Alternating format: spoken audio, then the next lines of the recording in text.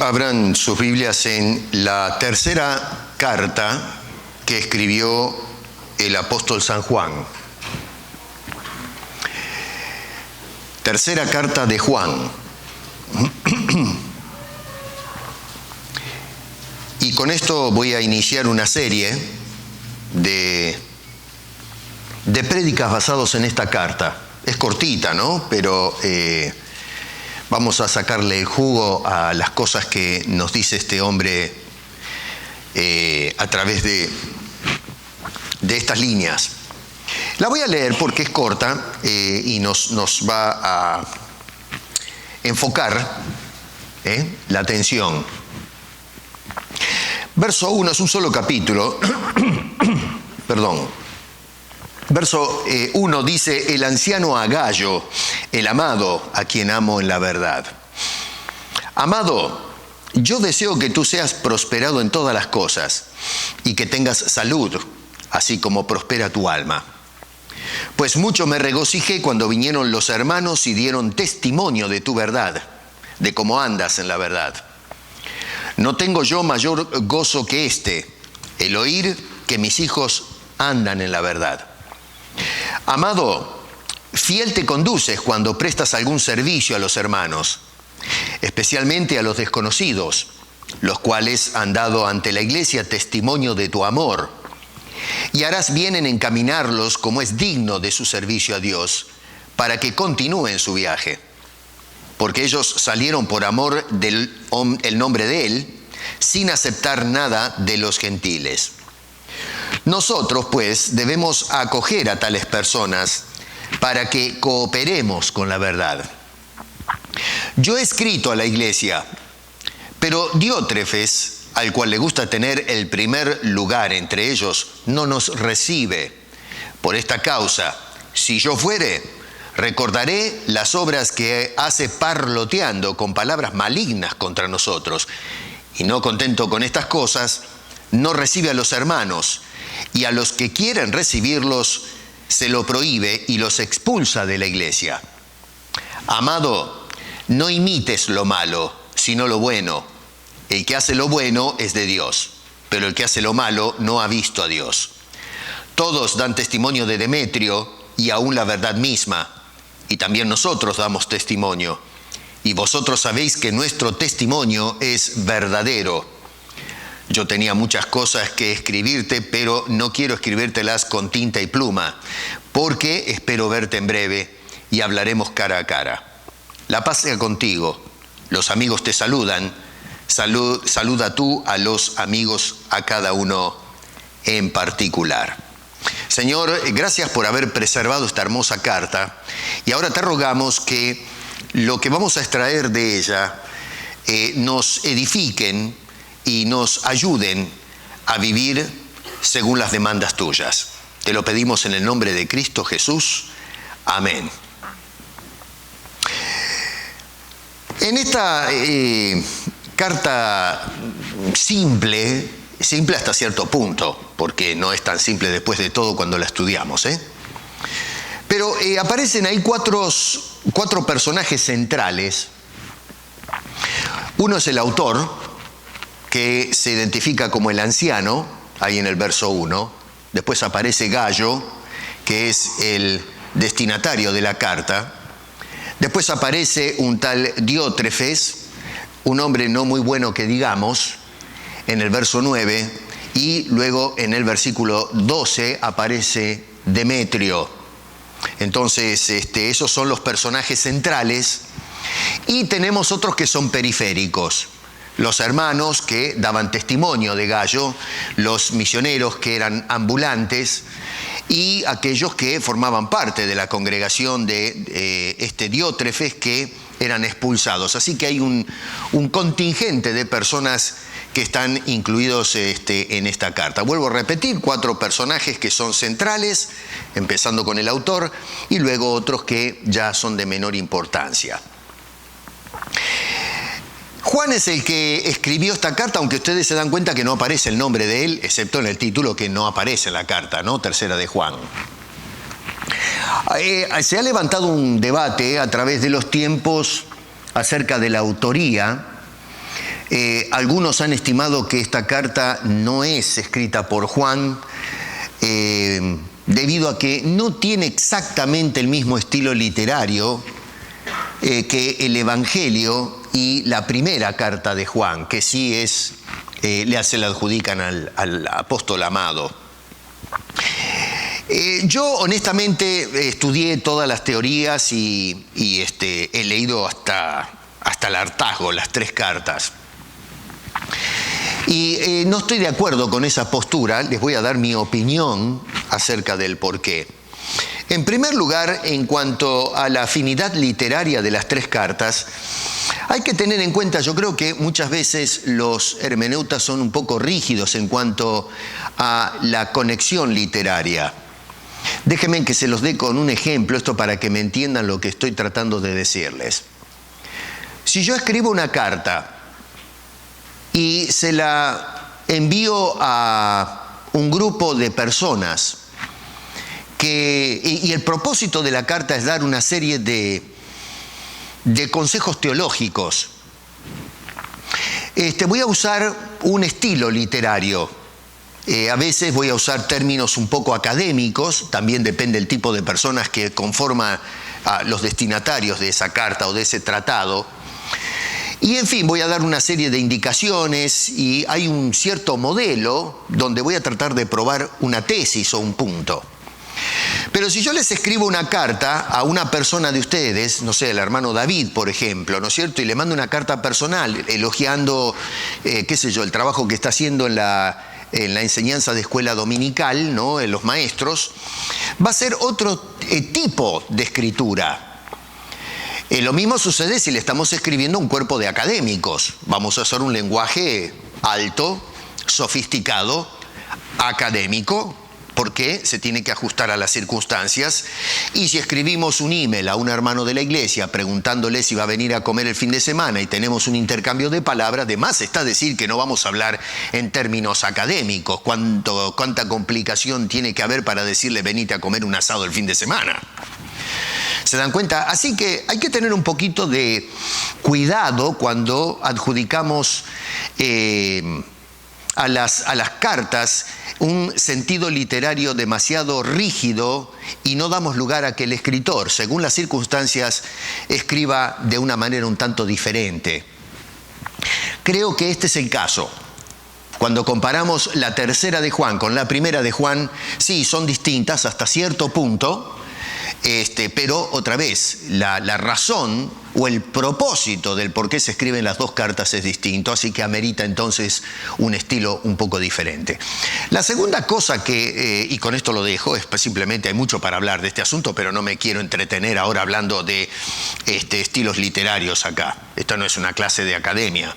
Pero la otra cosa es que el apóstol Juan, si hay algo que notamos en los evangelios y la primera carta, es el uso o el énfasis que pone en la palabra amor y la palabra verdad. Dos conceptos que trata a fondo. Después los voy a visitar un poco. Y lo notamos en la segunda carta y también lo notamos en la tercera carta que este hombre escribe. Así que es propio de Juan este tipo de énfasis, de puntualización de estas dos cosas, tanto la verdad como el amor. Así que en lo personal, aunque no aparece el nombre de Juan en la carta, sino simplemente el anciano, yo insisto en la postura tradicional, que ciertamente esta carta fue escrita por el apóstol Juan. Es de carácter personal, notamos ahí que se le escribe directamente a un tal Gallo, y el propósito de Juan al escribir esta carta es elogiar de alguna forma el buen testimonio que tenía o había alcanzado este hombre, Gallo, y animarlo a que continúe actuando de esa manera. Es decir, mostrando ese buen testimonio a pesar de las amenazas que sufría este pobre hombre de manos de Demetrio, que andaba ahí. Este hombre se creía que era no sé qué cosa, e inclusive amenazaba con excomunión, expulsar a las personas de la comunión de los santos en la congregación que probablemente este señor presidía. Así que el título de toda la serie Noten ustedes que ese Diótrefes se menciona ahí en el verso 9, ya lo vamos a ver en otra ocasión.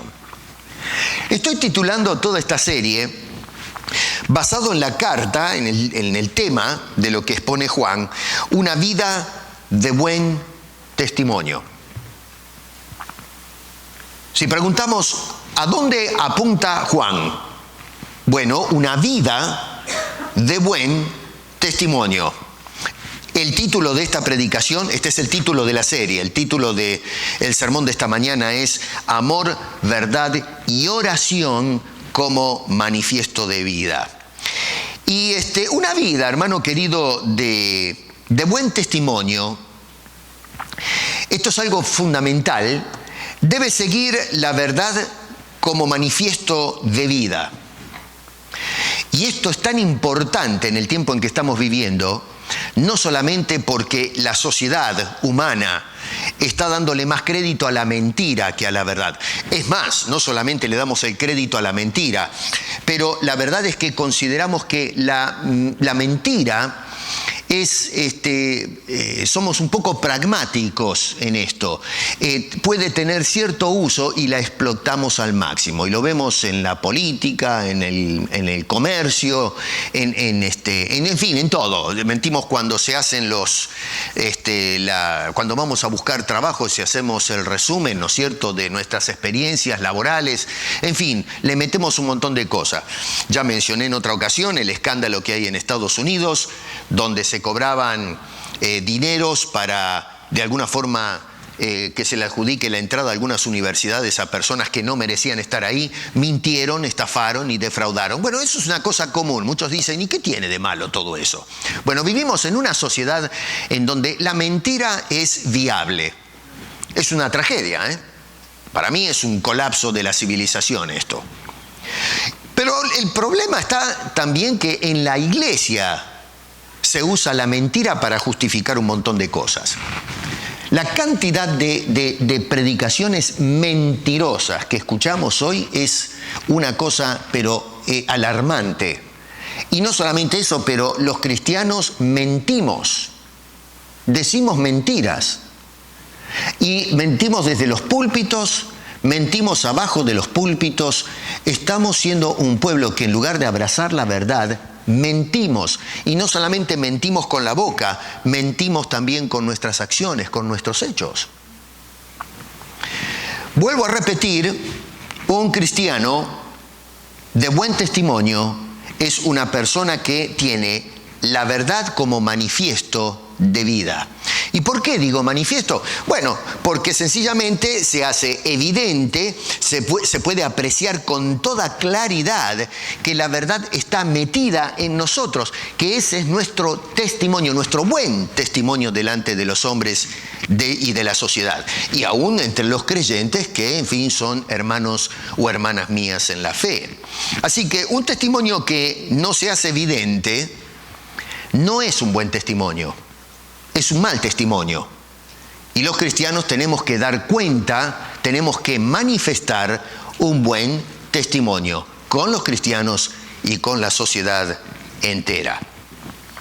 Nosotros tenemos que ser, como dijera el apóstol Pablo en la segunda carta a los Corintios, en el capítulo 3, versos 2 y 3, dice, nuestras cartas, miren qué interesante lo que decía Pablo, nuestras cartas sois vosotros, escritas en nuestros corazones, conocidas y leídas por todos los hombres. Ojo, son cartas conocidas y leídas por todos los hombres. Y luego agrega, siendo manifiesto que sois carta de Cristo.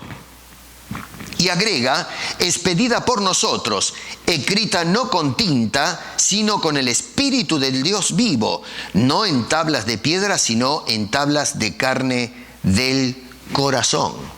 Hay mucho para sentarse a reflexionar, basado en lo que nos dice el apóstol Pablo. Básicamente lo que dice este hombre, entonces, que somos cartas de Cristo, leídas por todos los hombres, creyentes y no creyentes en última instancia, y luego dice escritas con el Espíritu del Dios vivo. Por lo tanto, entonces, dichas cartas deben reflejar absolutamente la verdad, nada más que la verdad. No solo en palabras, sino que debe reflejar la verdad en nuestra conducta, en nuestros hechos. Eso es una vida de buen testimonio. Cuando nosotros nos apartamos de esto, ya empezamos a dar un mal testimonio. La gente nos está mirando y no está viendo la consecuencia entre lo que decimos y lo que reflejamos en nuestras acciones. Otra vez, noten ustedes que Juan, en estos versículos, tiene un interés central en la vida de un buen testimonio. Y lo vemos reflejado a través de las líneas de esta carta. Verso 3, por ejemplo, dice: pues mucho me regocijé cuando vinieron los hermanos y dieron testimonio de tu verdad. En el verso 6, otra vez, dice: los cuales han dado ante la iglesia testimonio de tu amor. Versículo 12 dice: todos dan testimonio de Demetrio. Y aún la verdad misma da testimonio. Y también nosotros damos testimonio. Y ustedes saben que nuestro testimonio es verdadero. Parece un hombre obsesionado con el testimonio que se está dando. Y el testimonio que se da, ya sea a través de la conducta o a través de, como dice en el final del verso 12, lo que confesamos acerca del carácter de una persona o lo que sea, en definitiva, ¿no? Así que podemos observar, ya solamente tocando esto, que es simplemente la superficialidad de toda la carta, hay creyentes en la iglesia como Gallo y como Demetrio que son de buen testimonio. Pero lamentablemente hay gente también, como Diótrefes en el verso 9, que son personas que son de mal testimonio, gente que proyecta un testimonio que lamentablemente no le lleva gloria a Dios. Parece mentira, ¿no?, que dentro de la iglesia haya gente de buen testimonio y gente de mal testimonio. Ahora, hermano, así como había gente que observaba la vida y la conducta de este señor llamado Gallo, o de Demetrio en el verso 12, o Diótrefes, que dejaba mucho que desear en el versículo 9, de la misma forma, hermano querido, hoy, en nuestro ambiente, en nuestra sociedad, hay personas que nos están observando. La gente nos está mirando. Están observando cómo nos conducimos. Están escuchando lo que estamos diciendo. Están mirando nuestro testimonio. Nos están viendo a diario desde que salimos de la casa y entramos a la carrera de la jornada. Estamos interactuando con personas y nosotros estamos dando testimonio, que puede ser bueno o puede ser malo. Y la gente está tomando nota. Nos están observando. Esto no es un asunto que encontramos de hermanos que hablaban a favor de Gallo diciendo: un aplauso, este muchacho realmente hace bien las cosas. No, nosotros hoy somos personas que estamos siendo observadas. Es decir, hoy, igual que en los días de Pablo, cuando le escribía a los Corintios, somos cartas abiertas. A veces queremos cerrar nuestras vidas para que nadie vea. Queremos ser vidas de sobre cerrado porque nos da vergüenza, porque estimamos que si la gente llega a conocer mi intimidad, lo que soy, se agarran la cabeza. Pero el cristiano ha sido dejado en este mundo y hemos sido puestos en esta sociedad para hacer cartas con sobres abiertos, usando términos actuales. En aquel entonces no eran los mismos sobres de ahora, ¿no?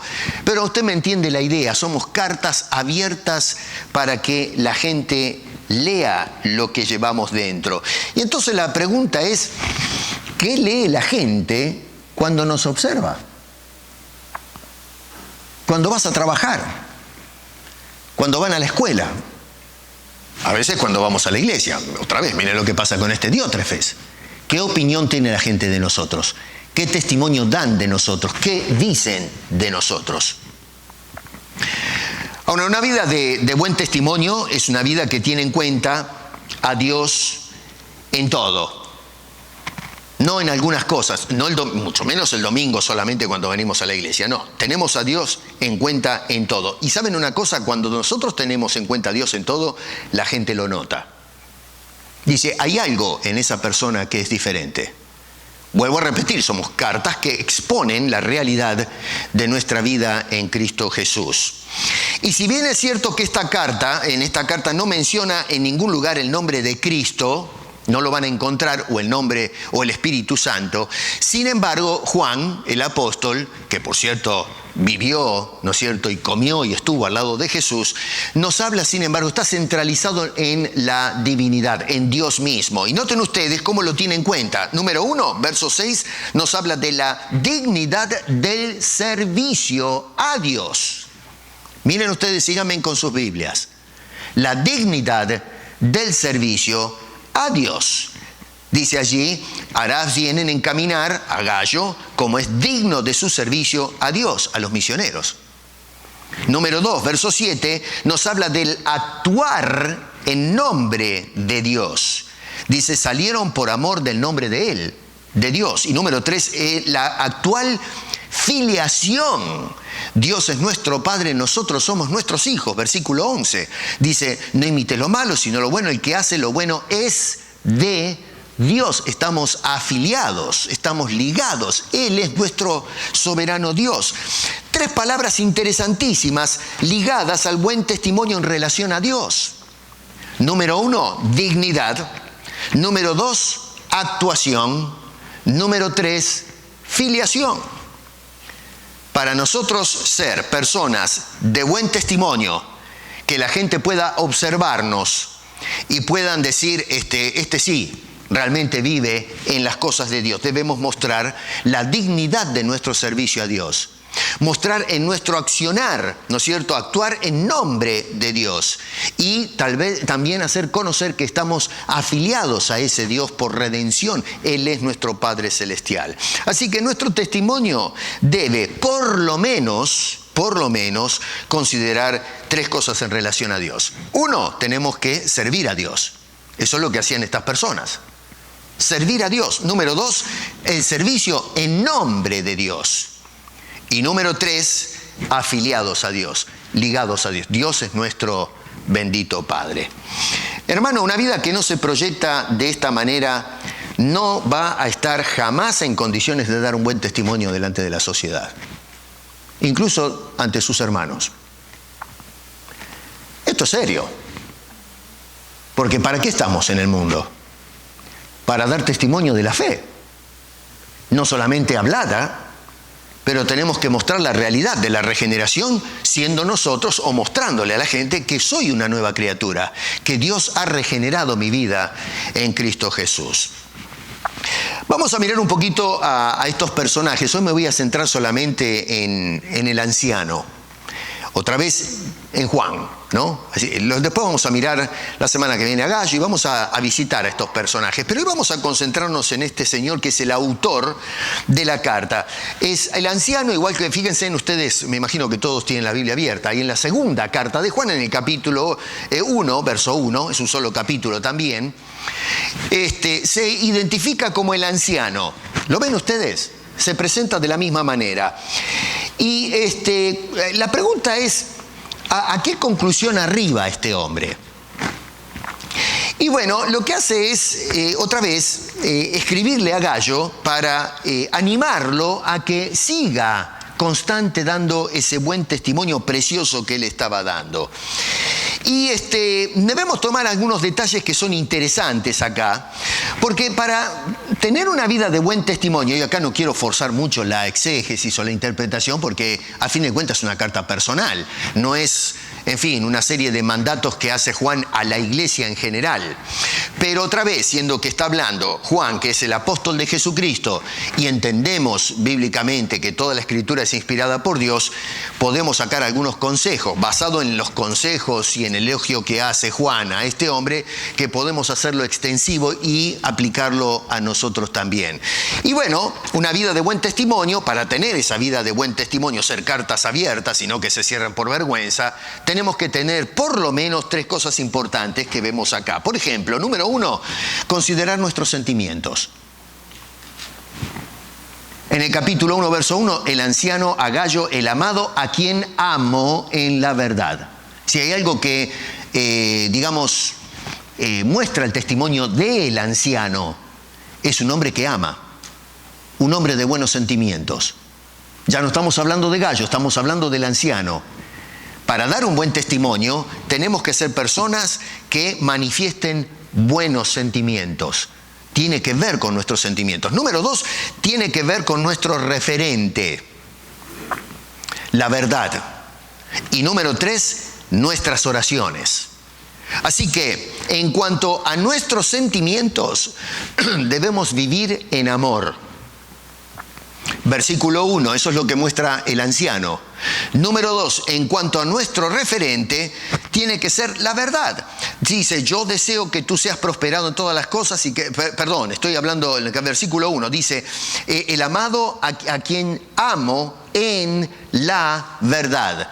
Y luego, en cuanto a las oraciones, dice, amado, yo deseo que tú seas prosperado en todas las cosas. Ahora voy a explicarles por qué digo oraciones y no simplemente la palabra deseos. Vamos a mirar un poquito estas tres cosas. En cuanto a los sentimientos, notamos que Juan, o si le quiere el anciano, antes de sentarse, ¿no es cierto?, a escribirle a Gallo, estaba considerando a Gallo. Dice el verso 3 que se presentaron algunas personas, no sabemos las circunstancias, pero daban testimonio de Gallo. Personas que visitaron a Juan y le dijeron, Juan, mira, sentate acá un poco y vamos a conversar. Nos encontramos con Gallo. Y este es un tipazo. Que es un hombre que es hospitalario, atento, ama a los hermanos, es un caso serio. Después que este hombre escucha las palabras de estos hermanos itinerantes, se ve que se quedó pensando. Él no está con la carta abajo del brazo para llenarla. Él tuvo la visita de esta gente, tuvieron esa conversación, le contaron el buen testimonio de Gallo. Todo el mundo, inclusive en la iglesia, hablaban por todos lados de Gallo. Qué cosa tremenda, ¿no? Y entonces le hablan al anciano y este hombre se le pega el corazón cuando escucha eso. Sus sentimientos adentro se enternecen a tal punto que agarra papel y lápiz y decide mandarle una carta ahora, diciendo, te felicito, vinieron a hablarme de ti, Gallo, y el testimonio que me están dando es algo tremendo. Y dice que cuando se sienta a escribir, lo que vacía en esa escritura no es simplemente letra muerta, sino que dice, te amo. Qué cosa tremenda, porque vemos a un pastor que se enternece al ver a un hermano que se está conduciendo, dando un buen testimonio, y se le pega el corazón de Juan a este hombre. Sin duda que ya lo quería desde antes. Probablemente había sido su hijo espiritual, no lo sabemos, no vamos a entrar en tanta especulación acá, pero si no lo era, vemos un sentido, sentido de aproximación emocional, de ligazón con este hombre o este joven, no sabemos. Así que entonces decide mandarle esta carta para elogiarlo, ese es el tema de todo lo escrito, pero al mismo tiempo, si bien es cierto que está elogiando el buen testimonio de Gallo, nos damos cuenta que sin querer, a lo mejor por accidente, el mismo anciano está dando testimonio de sí mismo. ¿Por qué? Porque nos está mostrando en la introducción sus sentimientos a favor de su hermano. Si hay alguien que está dando un buen testimonio de entrada, sin ser el destinatario de la carta, es el que la está escribiendo. Que está tratando de decir, bien hecho, tienes un buen testimonio, Gallo. Pero el que la escribe ahora está dando ese buen testimonio, está mostrando sentimientos favorables. Para dar un buen testimonio, en este caso el testimonio bueno del anciano, tiene que manifestarlo con actos concretos. Y este hombre está mostrando su corazón, aunque no dice, mira, te voy a abrir el corazón. Observamos que en la mera introducción de la carta vemos un hombre que realmente queda pegado emocionalmente con este señor llamado Gallo. Dice, el amado a quien amo. Un hombre que realmente ama a sus hermanos en la fe. Ahora, resulta que Juan, uno puede darle vuelta a esta carta, y resulta que no elabora acerca del tema del amor. ¿Se dio cuenta? Y la razón del por qué simplemente dice te amo, y ahí se queda. Pero no habla del amor porque ese no es el interés de la carta. Cuando él se sentó no dijo, bueno, mira Gallo, te voy a hacer una disertación acerca del tema del amor. No tiene nada que ver con el contexto y la idea que tenía Juan cuando se sentó a escribir esta misiva. Eso, sin embargo, aunque no lo menciona en el en la tercera de Juan, sin embargo, lo visita este hombre en el capítulo 4, y les pido que se vayan un poquito para atrás, de la primera carta. Ahí sí va a ser un tratado acerca del amor. Entonces, voy a tomarme esta libertad de salirme un poquito del contexto de la carta, siendo que no nos da un tratado del amor, pero vamos a buscar en otro lugar donde sí este hombre nos habla del amor. Y vamos a ver que lo que él enseña acerca del amor es lo que está practicando. Es decir, que Juan es consecuente. Notamos, por ejemplo, en el capítulo 4, verso 7 en adelante, dándonos algunas lecciones acerca de este tema del amor. Y noten que lo primero que hace es introducir diciéndonos, hermanos amados, dice, amémonos unos a otros, verso 7. Acá hace un llamado a la iglesia, y el llamado es, amémonos.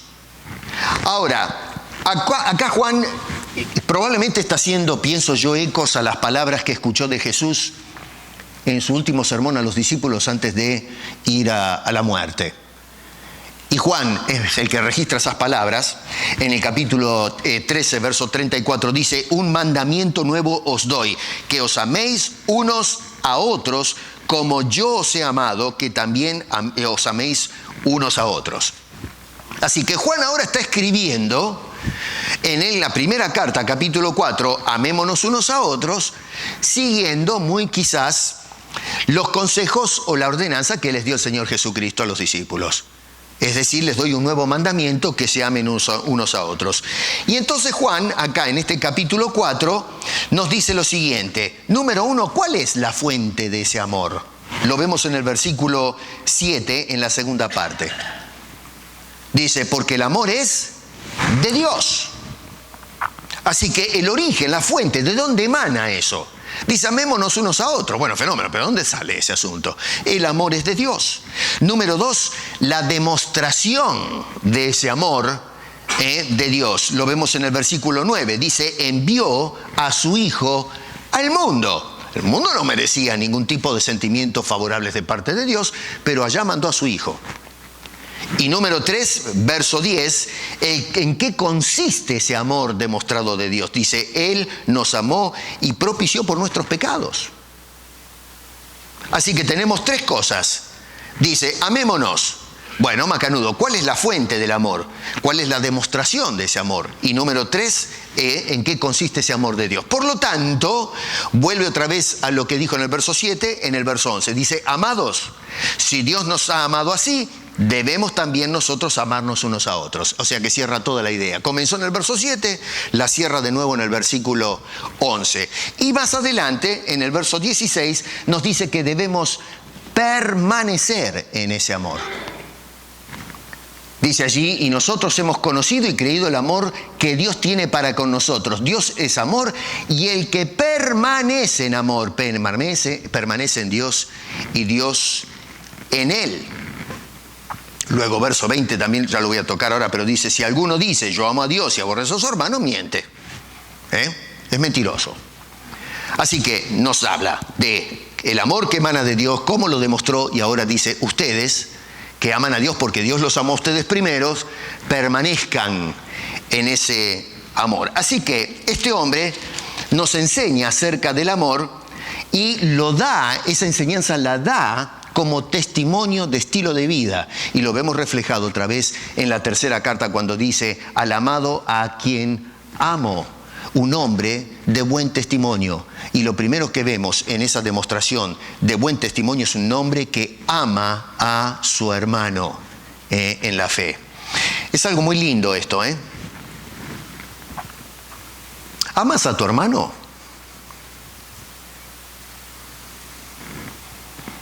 ¿Hasta dónde lo amas? ¿Realmente amas a tu hermano? Cuando nos sentamos delante de un hermano en la fe, ¿nos sale del corazón espontáneamente el amado o la amada a quien amo?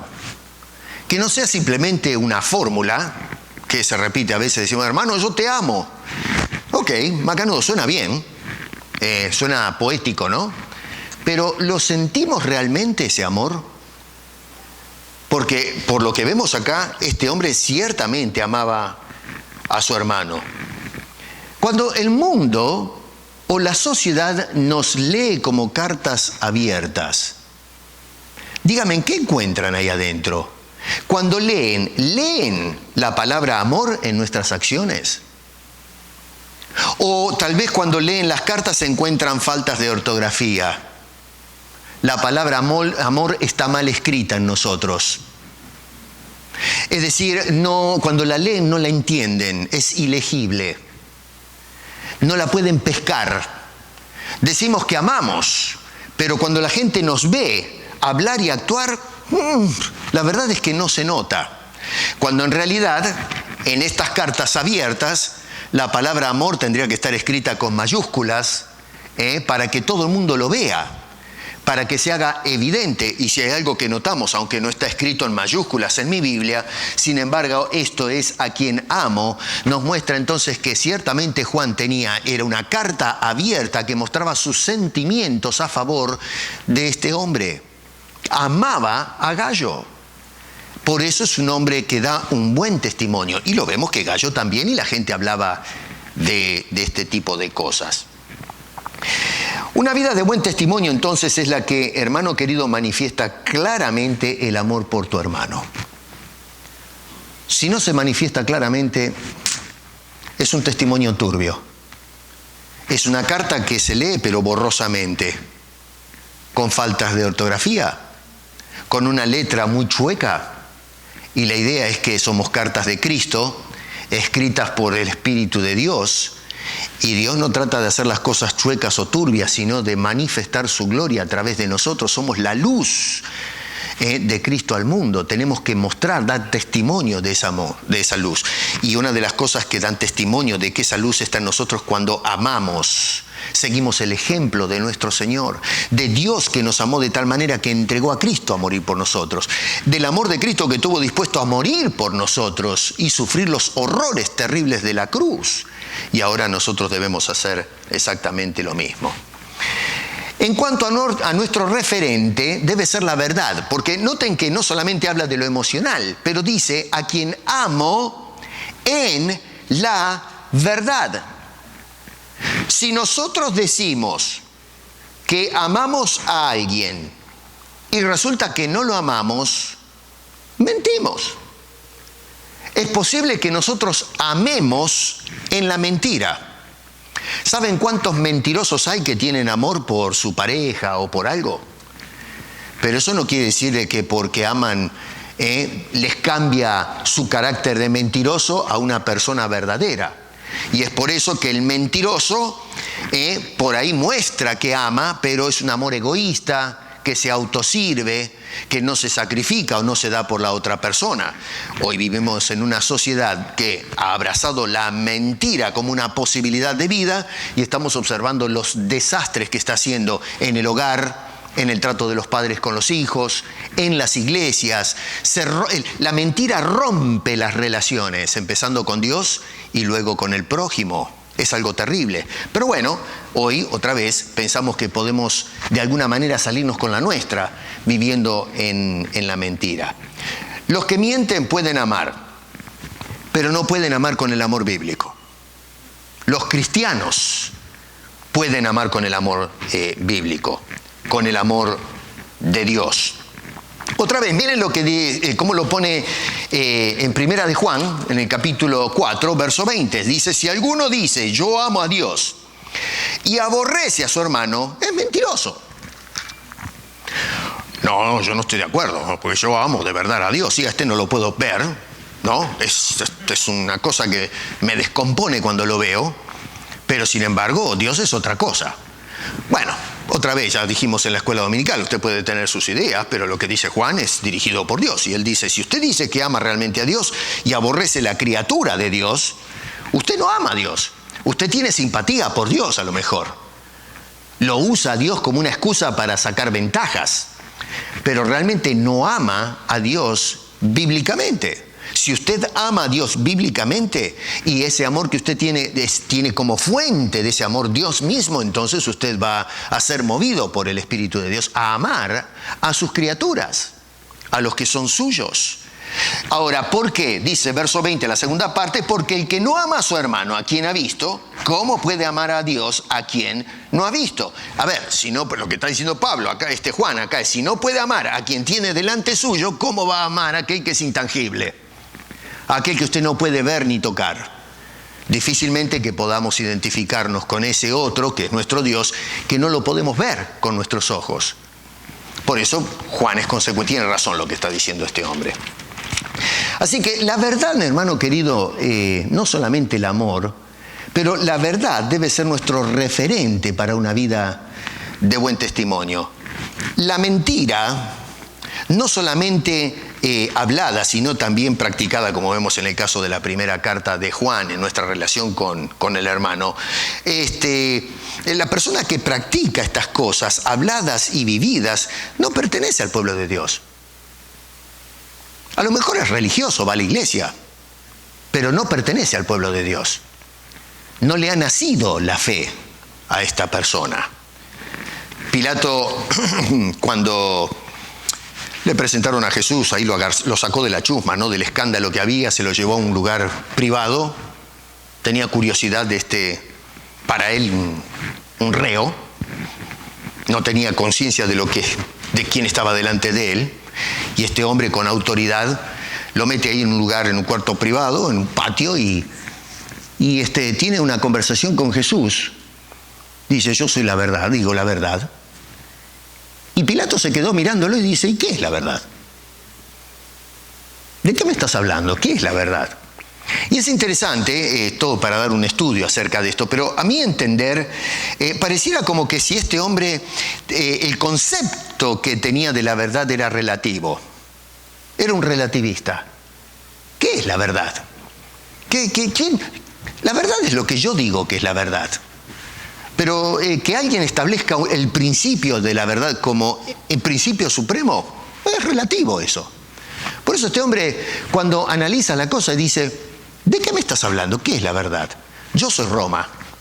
Yo soy el que te puedo soltar. Yo soy el que te puedo condenar. Yo en este momento soy la verdad. Lo que yo digo, eso es la verdad. Lo que yo digo, eso es lo que se hace. Bueno, de más está decir que estaba completamente equivocado, ¿no? Como mucha gente hoy que dentro y fuera de la iglesia dice, yo tengo razón, yo tengo la verdad, yo soy la verdad, yo hablo la verdad, en lugar de Dios habla la verdad. En Juan, capítulo 14, verso 6, Jesús dijo, yo soy la verdad. Juan, capítulo 8, verso 31, Jesús dijo, la verdad os hará libres.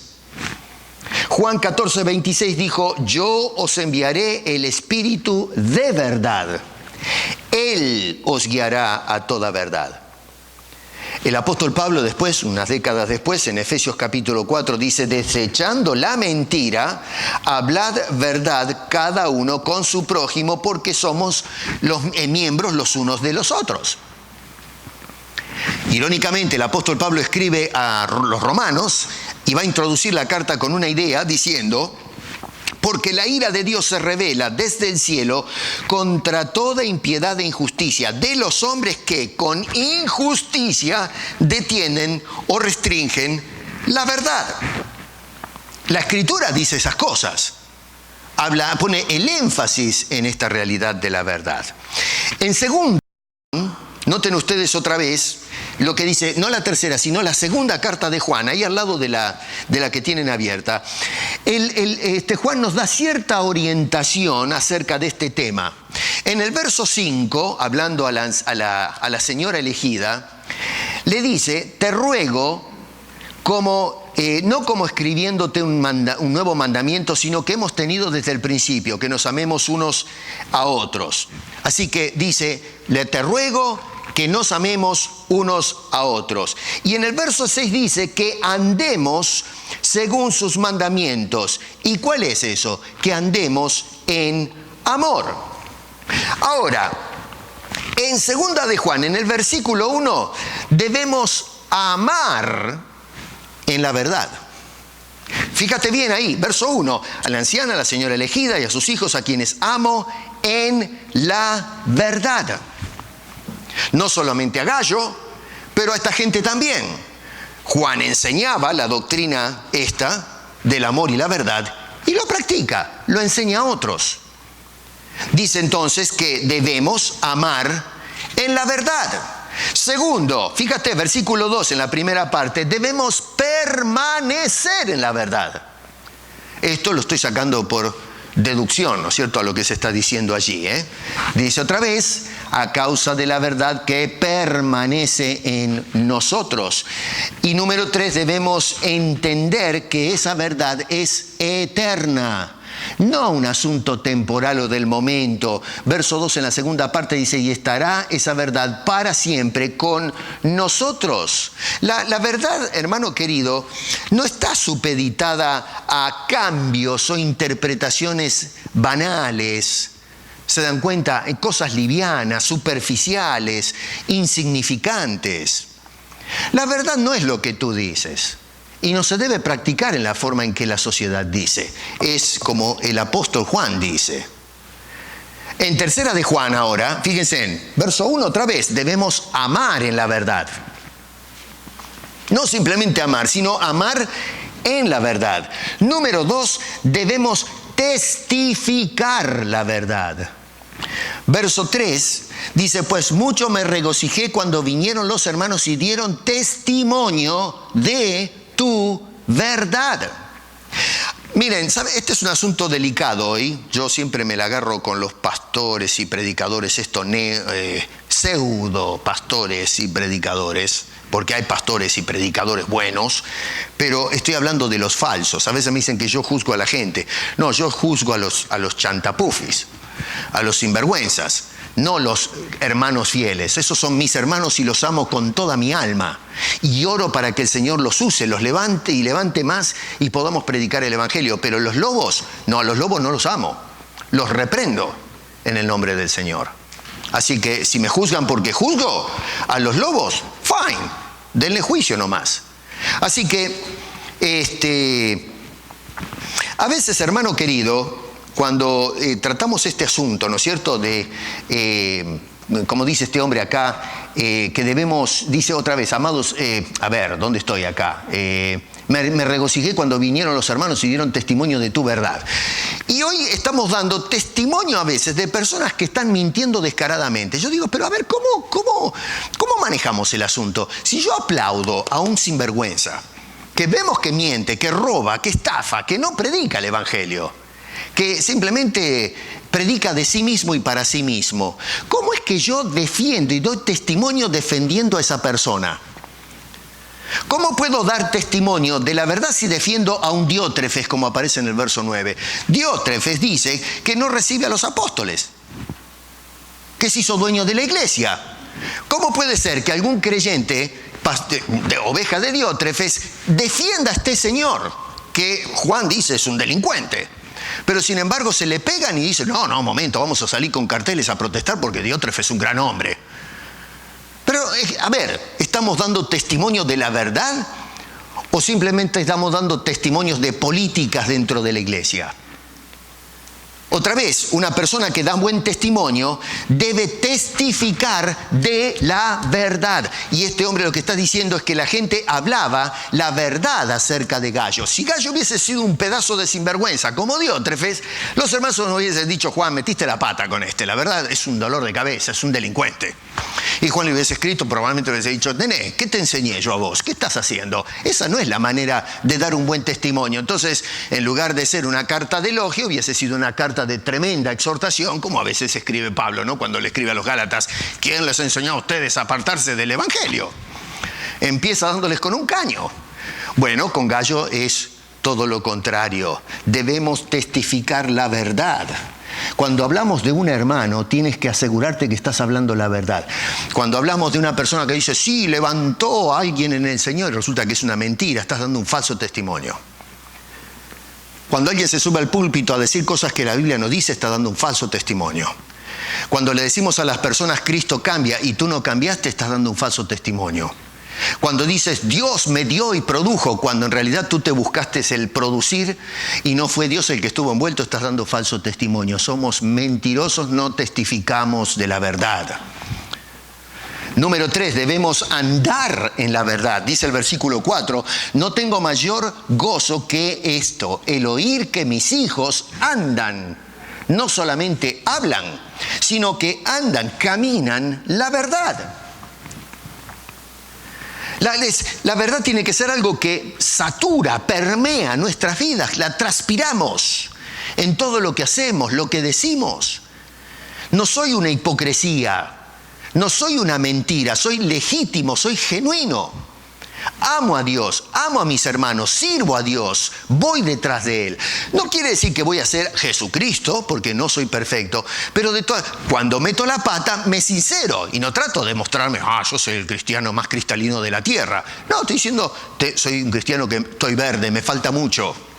Es hablar con verdad, humanizarnos, no deificarnos, pensar que estamos metidos en el Olimpo de la fe cristiana. No, Señor, no existe tal cosa. Tenemos que aterrizar, tenemos que humillarnos, tenemos que reconocer que soy débil y que por la pura gracia de Dios estoy levantado y en su presencia. Debemos andar en la verdad. David es un hombre que andaba en la verdad. Mentía, Se mandó un bolazo cuando se quedó con la mujer de otro hombre, los que conocen la historia, y lo mandó matar. Flor de mentiroso. Pero sin embargo, irónicamente, en su engaño, su estafa, era un hombre que andaba en la verdad. ¿En qué sentido? Bueno, porque a contrario de Saúl, que procuraba cuidar su reputación delante de la gente, David sencillamente decía, soy un vil pecador, soy un desastre, Señor, apiádate de mí. Y entonces Dios miraba esa condición honesta. Un hombre que hablaba la verdad de sí mismo, que no trataba de presentar una pantalla de ser el hombre más transparente del mundo. No decía, soy un vil pecador. Y entonces el Señor aplicaba su gracia, no porque lo merecía, sino porque Dios es bueno. Dios es compasivo, es misericordioso. ¿Acaso usted piensa que nosotros somos salvos porque merecíamos ser salvos? No, es porque Dios simplemente fue compasivo y misericordioso con nosotros. Debemos andar en la verdad. Y a veces la verdad implica decirle a la gente, tengo errores, oren por mí. Eso es lo que soy. Amar en verdad. Debemos testificar la verdad. Número 3, debemos andar en la verdad. Número 4, verso 8, debemos cooperar con la verdad. Nosotros pues debemos acoger a tales personas para que cooperemos con la verdad. ¿Qué quiere decir esto? Bueno, a ver, miremos un poco haciendo bien la exégesis, ¿no? Esta gente salían a predicar, los itinerantes, y entonces cuando le damos la hospitalidad, el hombre no tiene dónde aterrizar, hoy es distinto, hay hoteles y un montón de cosas, ¿no? Pero en aquel entonces la gente no tenía el Holiday Inn. Entonces la única manera cuando viajaban los misioneros era aterrizar en la casa de un hermano. Entonces había gente como Gallo que estaban dispuestos a abrir la puerta. Y al hacer eso, lo que estábamos haciendo era cooperando con la propagación de esa verdad. A lo mejor no salgo yo con el megáfono a gritar el evangelio, pero estoy ayudando a las personas que Dios envía al campo misionero para predicar a Cristo. Perdón. Entonces, somos parte del trabajo evangelístico y de edificación de la iglesia, abriendo la puerta de nuestros hogares a estas personas. Acá hay que tener cuidado porque, vuelvo a repetir, abrirle la puerta a un lobo que va a destruir, acá hay que usar mucho discernimiento. Otra vez vivimos en otro tiempo, otras condiciones. Hoy las iglesias tienen la facilidad, por ejemplo, de juntar una ofrenda a lo mejor y pagarle un hotel a un misionero que a lo mejor está más cómodo, se puede bañar, relajarse, y qué sé yo, son otras cosas, ¿no? Yo he tenido misioneros en casa, a mí me gusta. Hay hermanos que yo sé acá que le abren la puerta a los misioneros. A mí me han abierto, cuando me han invitado a predicar afuera, mayormente me he quedado en hogares, mayormente, y eso ha sido un placer compartir mi testimonio y que me den el testimonio ellos. Salimos todos edificados. Es muy hermoso.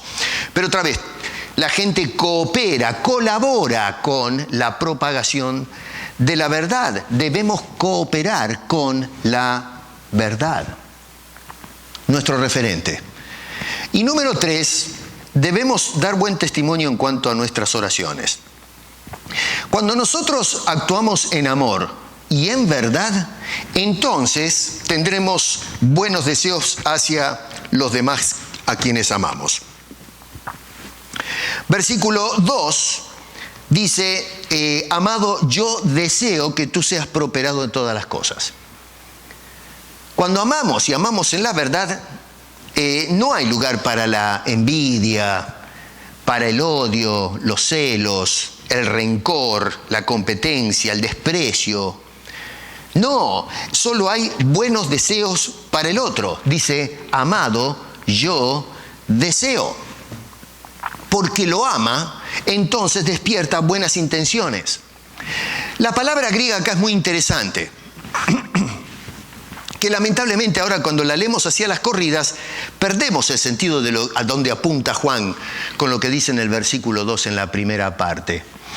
Usualmente la asociamos con un buen deseo, un buen sentido a favor. Yo tengo los mejores deseos, las mejores intenciones para ti, Gallo. Más o menos es la idea que nosotros agarramos de esta palabra. Pero resulta que la palabra griega para hablar en ese sentido, literalmente de tener un sentimiento emocional favorable a este gallo, sería la palabra epitumía. La palabra epitumía tiene la connotación negativa o positiva. Por ejemplo, la concupiscencia, los malos deseos. Se usa la palabra griega epitumía. Cuando tenemos un buen deseo, también se utiliza la palabra epitumía. Bueno, ok, pero ¿y cómo sé yo entonces cuando se refiere a lo bueno y a lo malo? Bueno, el contexto. Cuando tenemos la palabra epitumía, o sea, deseo, vamos a empezar a leer lo que dice antes y después y vamos a darnos cuenta si el escritor hace referencia a buenos deseos o malos deseos. Así que una palabra que se traduce en la Biblia como deseo es epitumía. Hay otra palabrita que es episeteo y es más o menos la misma, es una especie de sinónimo de la palabra epitomía, y que otra vez vamos a encontrar traducida como deseo en el Nuevo Testamento. Ahora usted dirá, pero ¿qué me importa? ¿Para qué me dice esto? Bueno, para mostrarles que cuando se traduce la palabra deseo no se utiliza ninguno de esos dos términos griegos. Está usando una palabra que hace referencia a la oración a Dios. ¿Qué tal? Qué importante es el original, ¿eh? Nos da la perspectiva correcta. Lo que él está diciendo acá en un sentido es, la palabra es eukomai, es hablar y desear bien delante de Dios. Es el ruego. Es como diciendo, si más o menos parafraseamos la idea del uso de esa palabra, es yo ruego a Dios que te vaya bien, que prosperes en todo. Porque Juan reconoce que es Dios el que produce todos estos beneficios. Gallo no se va a beneficiar solo. Nosotros somos, ya les expliqué en el contexto, cómo habla de que Dios es el referente nuestro. Somos siervos de Dios, obramos en su nombre. Así que Dios es central en la vida del cristiano. Así que cuando Juan dice, yo deseo lo mejor, está diciendo, yo le imploro a Dios, yo ruego a Dios que te vaya bien en la vida. La palabra griega es importantísima. Vuelvo a repetir, en la traducción acá se pierde un poco la idea. Por eso es que los freno un poquito. No habla de yo deseo, sale de mí el deseo. No, está diciendo, Señor, mi deseo es que tú trates con Gallo, que tú prosperes a este hombre. Yo pensaba, qué cosa más linda que vemos en el carácter de este viejo, de este anciano. Qué hermoso que este hombre ama en verdad a este muchacho o a este hombre, escucha su testimonio y le palpita el corazón a tal punto que le revienta. Se le sale del pecho ese corazón.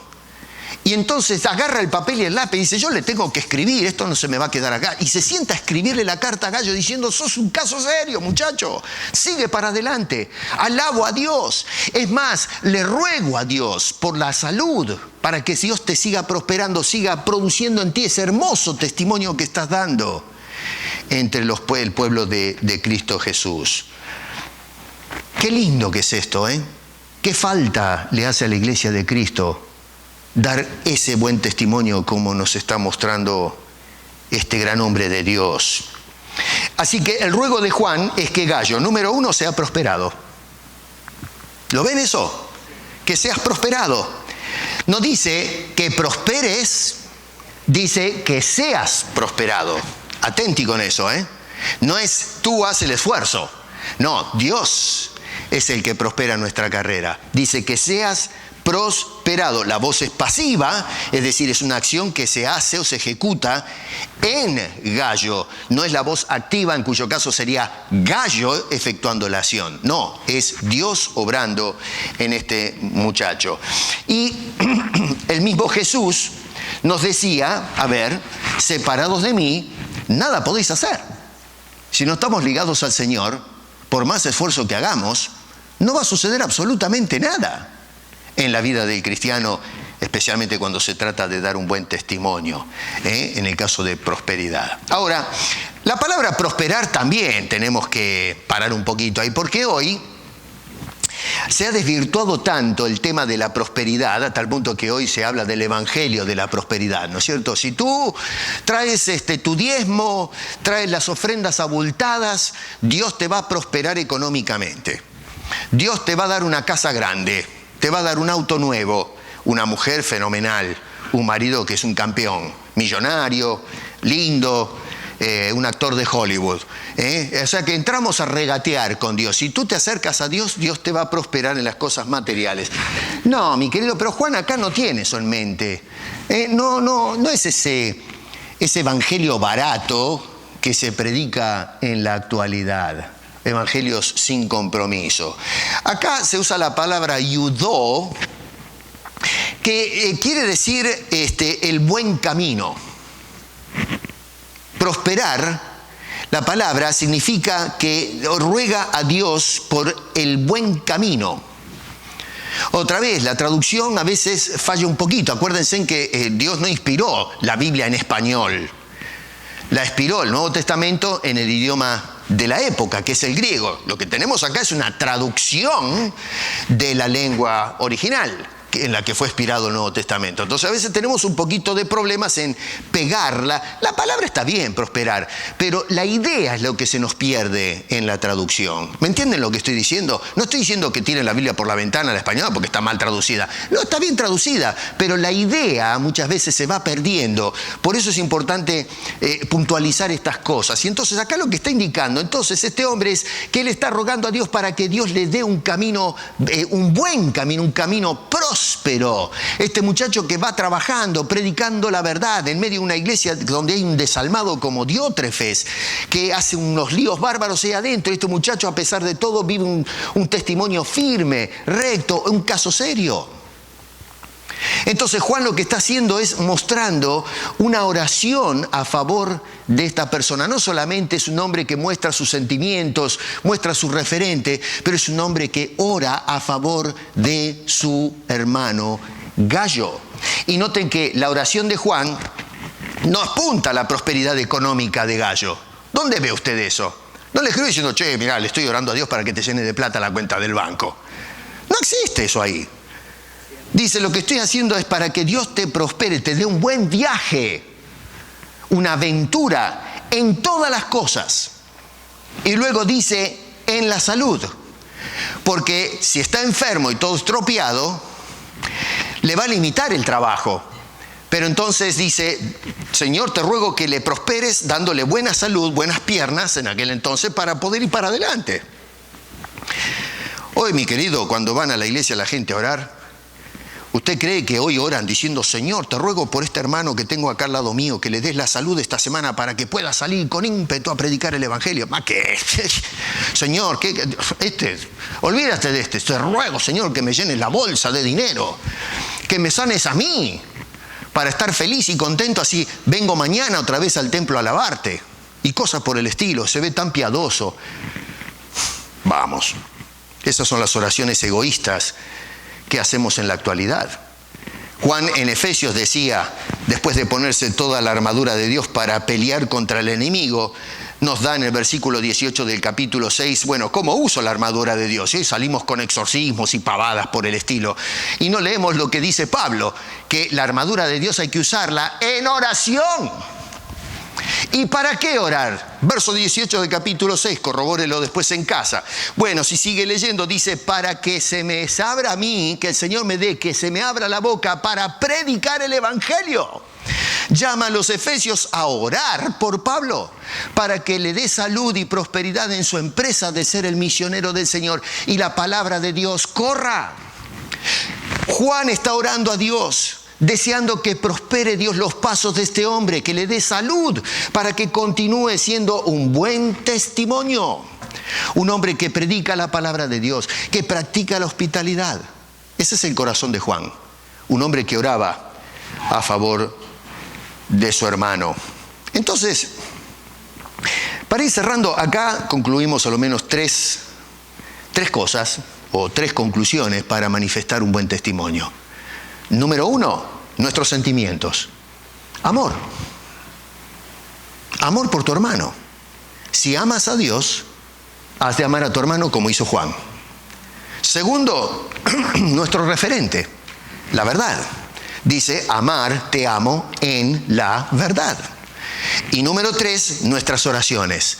Le ruega a Dios que prospere sus pasos, su alma, su salud, para que mi hermano entonces pueda ser un buen testigo de Cristo. Eso muestra mi testimonio. Cuando yo tengo una actitud correcta hacia mi hermano, eso de por sí da un buen testimonio de la realidad de mi conversión, de que soy un hijo de Dios transformado por su poder. Así que en conclusión, nuestro manifiesto de vida debe tener presente estas tres cosas. Lo que muchos llaman las tres virtudes teologales. El amor, ¿no es cierto? Algunos llaman las virtudes de la fe y la esperanza. En este caso tenemos el amor, la verdad y la fe que ponemos en Dios a través de la oración.